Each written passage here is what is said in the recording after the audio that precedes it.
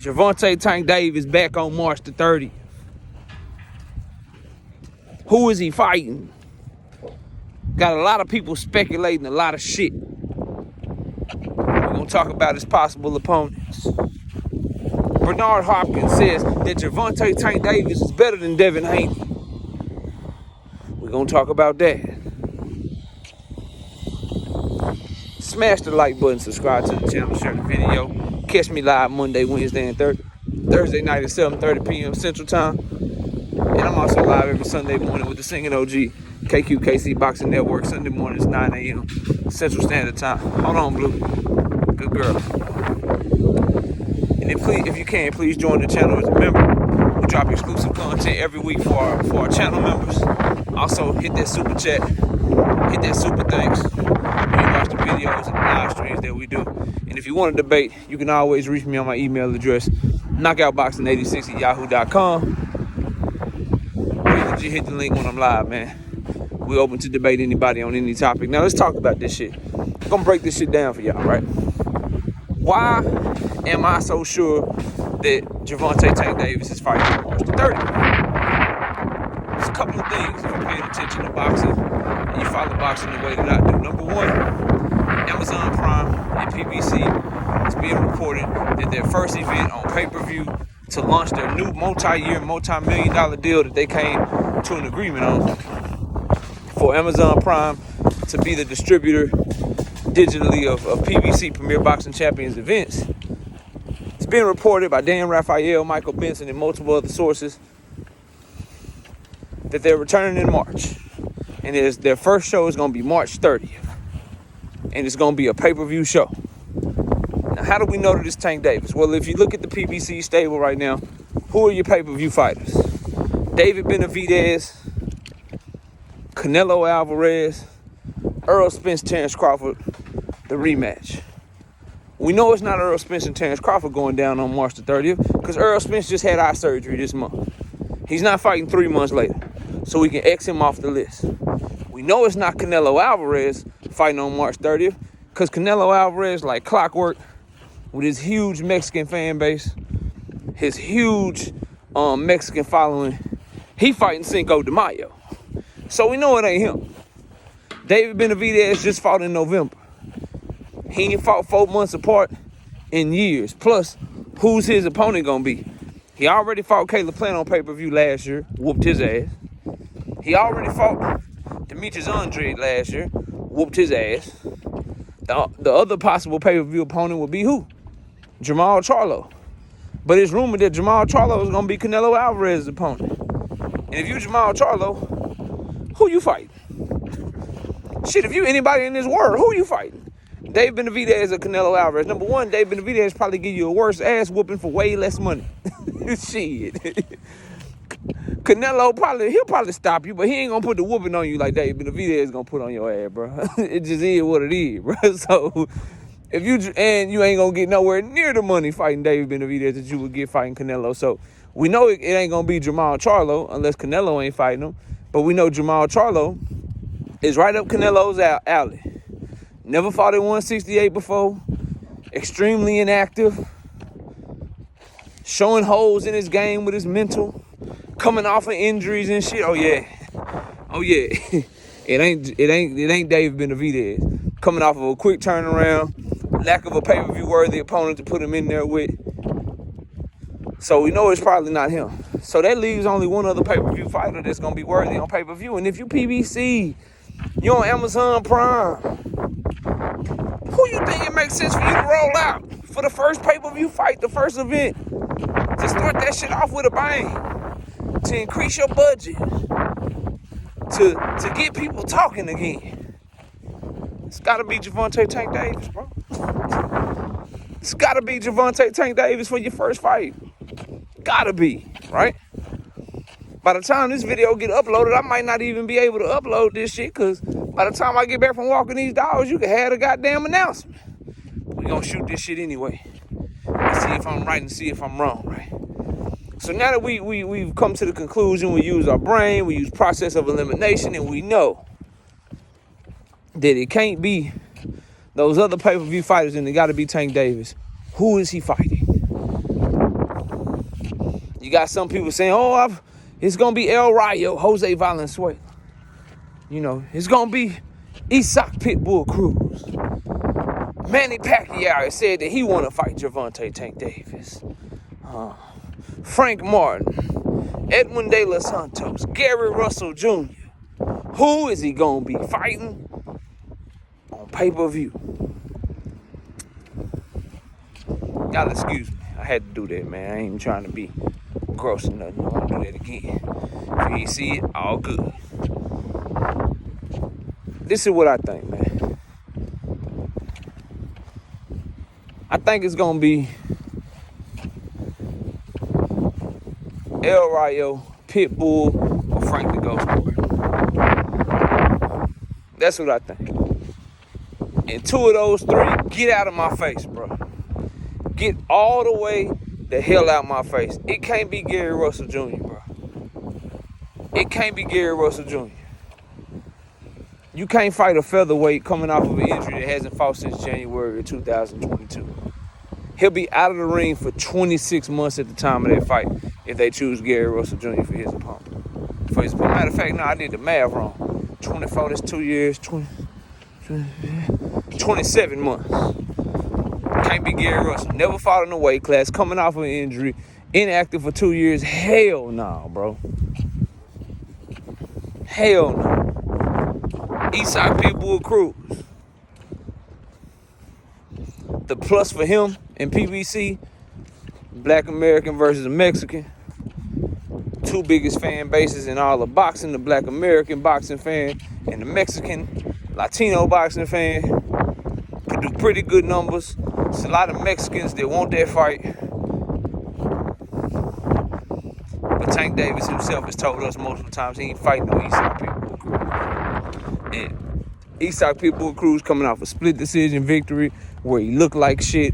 That ain't Tank Davis' MO. He fights fighters when they coming off their best performances. When they coming off their best performance. Go look at his track record, bro. Go look at Hector Luis Garcia before he fought Tank Davis. Outstanding performance. Go look at Ryan Garcia before he fought Tank Davis. Outstanding performance against Fortuna. And when I mentioned Hector Garcia, outstanding performance against Chris Colbert and Roger Gutierrez. So you can't be fighting Pitbull Cruz when he done look like shit ever since he fought you, bro.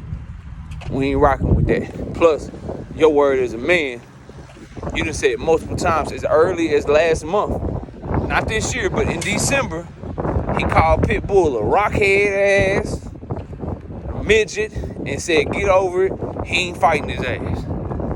Them your words, bro. Them your words, all right? So you got to stand on your words. So it can't be Pitbull, bro. It can't be Pitbull. Lastly,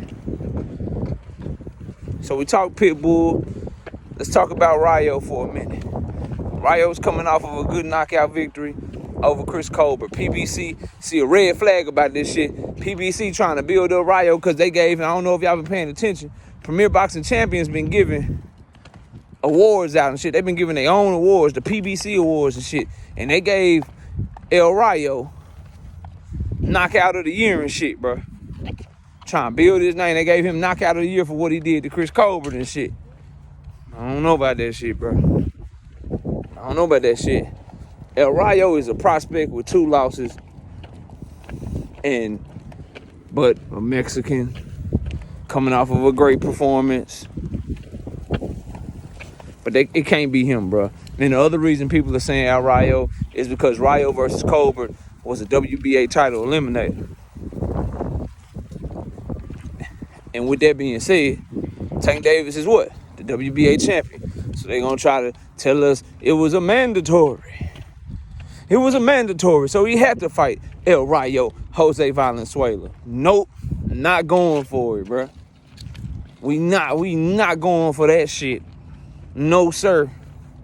That man got knocked out by Edwin De Los Santos. And if you're going to fight anybody in that triangle of Edwin De Los Santos, Hector Garcia, Chris Colbert, and Jose Rayo Valenzuela, all them little common opponents that done fought each other or fought somebody who fought one of them, like, you already took care of Hector. The only one out of that, the other 3, Colbert and Rayo and De Los Santos, the only one out of all of them three that you got any business fighting will be Edwin De Los Santos. But Edwin De Los Santos himself is coming off of a horrible performance against Shakur Stevenson, where they both look like hot doo-doo. In one of the most boring fights, if not the most boring fight of the year. So we ain't checking, you know. Edwin would be the best out of all of them. He would be the best out of all of them. But dog, the fight gotta be Frank the Ghost Martin. Outstanding performance against motherfucking Michelle Ali Rivera. Fought Hartunanen, whatever his name is, Olympian. Good performance against him, and that dude can fight. He's a good fighter. And it would explain why Frank Martin pulled out of the potential championship fight with Shakur Stevenson. It would save face for two of your top lightweights if you the PBC. If you Errol Spence Jr. It would help both of them. Number one, it'd be a great opponent for Gervonta Tank Davis, Frank the Ghost Martin. You can tie Errol Spence to the fight as Frank's promoter, so that's going to bring eyes to the event. You have an opportunity to see what Gervonta Tank Davis numbers look like when you put him in there with a black American fighter as you prepare for somebody like a Devin Haney or Shakur Stevenson or somebody like that. And most importantly, inside the ring, Frank Martin shows you what Tank Davis look like, and it'll kill the narrative of, oh, he ain't fought an athletic black American fighter. The same way Monster anyway killed that goddamn narrative when he got in there with Cool Boy Steph. The same goddamn way. You could kill that shit.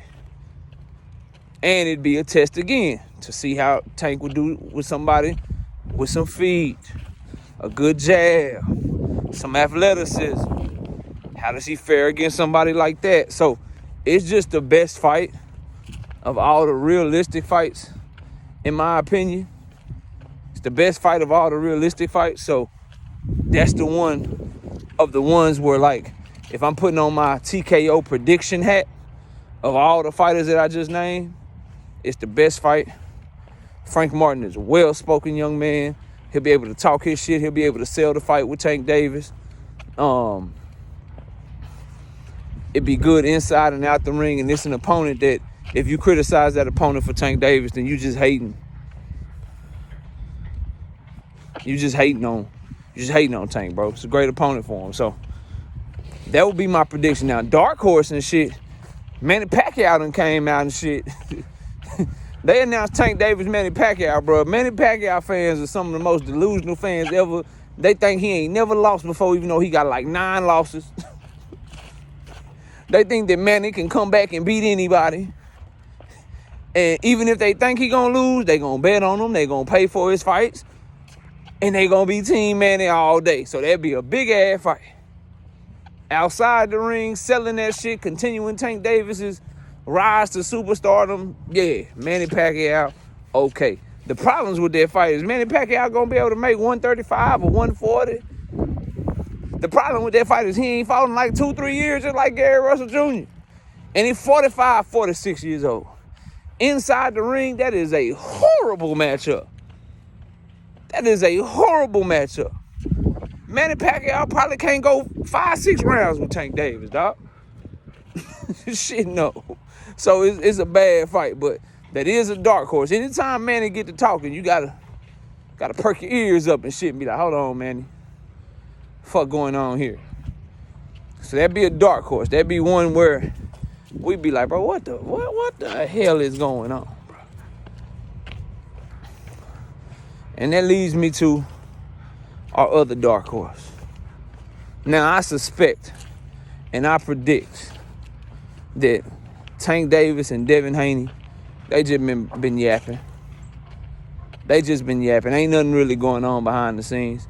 But man, if they been yapping like this and behind the scenes been working on the fight and they announced that shit, the internet gonna break. The internet gonna break and boxing fans everywhere, casual fans everywhere are going to lose their mind. That is a dark horse because they've been going heavy.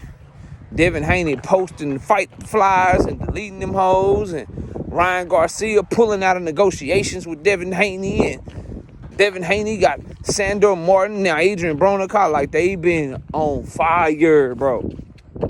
Tank talking about him in a way he ain't never talked about him before. That's a dark horse. Highly unlikely though with Devin Haney having DAZN had the rights to his next fight. And also Devin Haney having Sandor Martin as a mandatory. But who knows, bro? All that public shit about Saudi and shit, maybe behind the scenes they were trying to find a way to see if they can do something better than what Al Haymon is offering up for a Tank and Devin fight. Maybe that shit is done behind the scenes. I don't fucking know.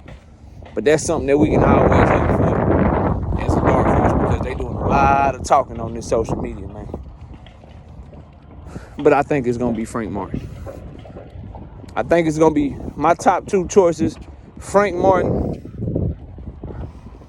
or motherfucking Pitbull. Frank Martin or Pitbull. One of them you get killed, one of them you get credit. So choose wisely, goddammit. Now, Bernard Hopkins talking about Gervonta Tank Davis is better than Devin Haney. I agree with him. 1,000,000,000%. I just can't wait to see them fight though. Because I don't think it's really close at all. And that's gonna make Devin Haney fans mad, but I see that fight similar to Monster in a way. Cool Boy Steph. I see it similar to Josh Taylor, Jose Ramirez. Not in the style of fight. Not in the style of fight because they don't fight like those guys. But to where a lot of people thought the fight was close going in. Shit, Terrence Crawford, Earl Spence. A lot of people thought the fight was close going in. Thought it was a 50-50 fight. But then they get in the ring and you find out, oh, he is on a way different level than him. And it's simply because everything that Devin Haney does well in the ring, Tank Davis does that to the tune of being much more explosive. So you got good footwork. Tank Davis do too much shit is explosive and he closes distance so fast. You a good counterpuncher. Tank Davis is an outstanding counterpuncher. You got a good ring IQ. Tank Davis ring IQ. You can't even throw the same punches against him, bro. He pick up on shit so quick, and then the shit's over with. The shit's over with. And it's just something to me. And again, we'll know come fight night.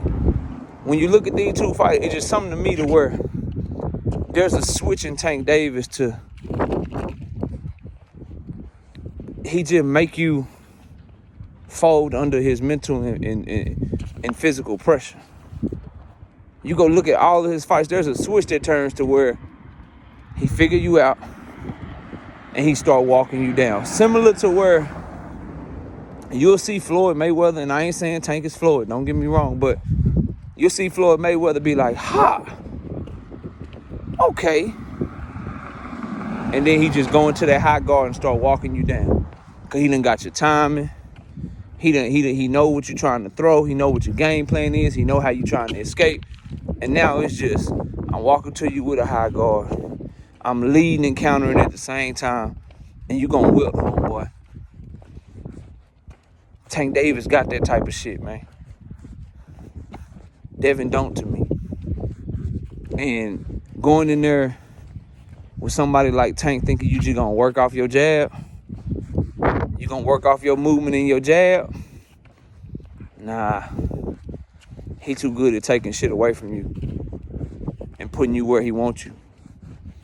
And when that jab get taken away and they get in there and they trying to get their head off the line and throwing brick hands at the same time, or they on the inside trying to exchange body shots and they hooking together and Devin trying to escape and Tank shuffling to his right to keep him from escaping. In them moments, that explosiveness, that quickness, I think it's going to be too much to handle. So obviously I agree with Bernard Hopkins. Everybody know that. But I just thought it's, you know, pretty funny that somebody like Bernard Hopkins, who got a real good eye for boxing, would say something like that. And I remember the last time that legends and people were saying shit about Errol Spence and Terrence Crawford. Like, man, you gotta be out your mind. You don't know what the hell you talking about. But just taking my feelings and emotions out of this shit, man, and who I root for, I can confidently say, bro, when I break down these two fighters, Devin Haney uses his jab more. It's what he does better. He uses his jab more. Everything else, Tank Davis does better. My personal opinion. I hope we get to see the fight. Shit, I hope they announce it for March 30th.